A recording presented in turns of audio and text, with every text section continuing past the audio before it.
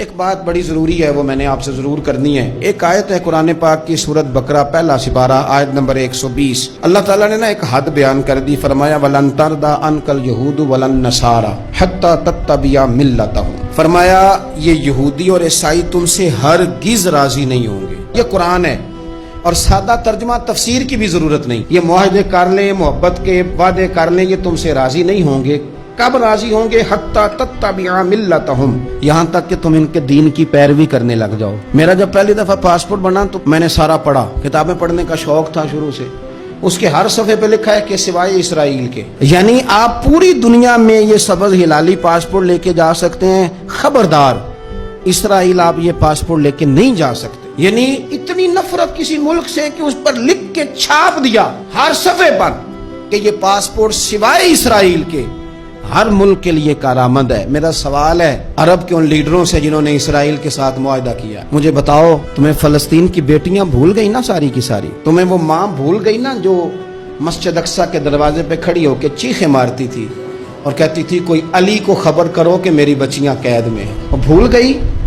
تمہیں وہ بہن بھول گئی نا جس پر شراب کی بوتل انڈیلتے تھے اسرائیل کے فوجی؟ وہ آپ کو ابھی بھی ویڈیو مل جائے گی، وہ انڈیلتے تھے شراب کی بوتل، اسے پکڑتے تھے، دست درازی کرتے تھے، اور وہ بیٹی کہتی تھی یا رحمت للعالم۔ بھول گیا تمہیں وہ سارا کچھ؟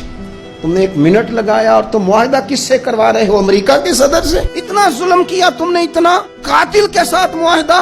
کیا سمجھتے ہو فلسطین والوں کا کوئی والی وارث نہیں؟ سنو، میرے رسول کریم صلی اللہ علیہ وسلم نے فرمایا میرا کوئی مالدار امتی دنیا سے چلا جائے، پیسے جائیدادیں چھوڑ کے جائے تو اس کی اولاد میں بانٹ دینا، لیکن اگر اس کے ذمہ قرضہ ہو تو میرے پاس آ جانا، میں اپنے امتی کا قرض ادا کروں گا۔ جس کا کوئی وارث نہیں ہوتا مدینے والا اس کا وارث ہوتا ہے، میں قرض دوں گا اپنے امتی کا۔ کیا سمجھتے ہو فلسطینی لاوارث ہے؟ صبح قیامت نبی پاک تم سے سوال کریں گے، تمہیں اللہ کے حضور حاضری دینی ہے۔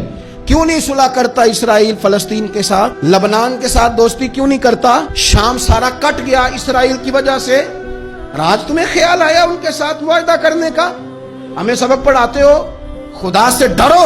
اور پھر اقبال کہتے ہیں مسلمانوں سے مایوس نہ ہونا، حکمرانوں سے زیادہ امیدیں بھی نہ لگانا۔ وہ جو چھوٹے چھوٹے لوگ نکلے تھے نا صحرا سے، بظاہر غریب تھے، بظاہر ان کے پاس مال نہیں تھا، وہ خالد بن ولید جیسے، وہ سعد بن ابی وقاص جیسے، بظاہر ان کے پاس زیادہ اسلحہ نہیں تھا۔ اقبال کہنے لگے مایوس نہ ہونا، یہ نہیں کہنا بن کچھ نہیں سکتا، فرمانے لگے رات میں نے سنا ہے فرشتے آپس میں باتیں کر رہے۔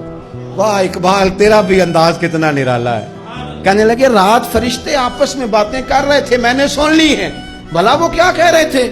یہ سارے لوگ نا خالد بن ولید، سعد بن ابی وقاص، یہ صحرا کے رہنے والے تھے، اور اس وقت کی سب سے سپر پاور روما کہلاتی تھی، الٹ پلٹ کے رکھ دی ساری رومی سلطنت۔ تو اقبال کہنے لگے رات فرشتے آپس میں باتیں کر رہے تھے کہ سنا ہے پاکستان کے، ہندوستان کے مسلمان جوان مایوس ہو گئے۔ کہنے لگا نہ مایوس ہونا، نکل کے صحرا سے، جس نے روما کی سلطنت کو الٹ دیا تھا، نکل کے صحرا سے۔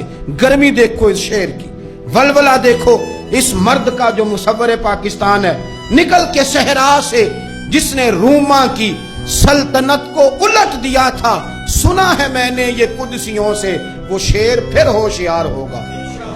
وہ کل باتیں کر رہے تھے کہ بہت سارے ان میں سے پھر جاگ گئے اور بڑی جلدی وہ بلاک بنائیں گے۔ سنا ہے میں نے یہ قدسیوں سے کہ وہ شیر پھر ہوشیار ہوگا، وہ آئے گا میدان میں، نکلے گا، اور انشاءاللہ یہی چراغ جلے گا تو روشنی ہوگی۔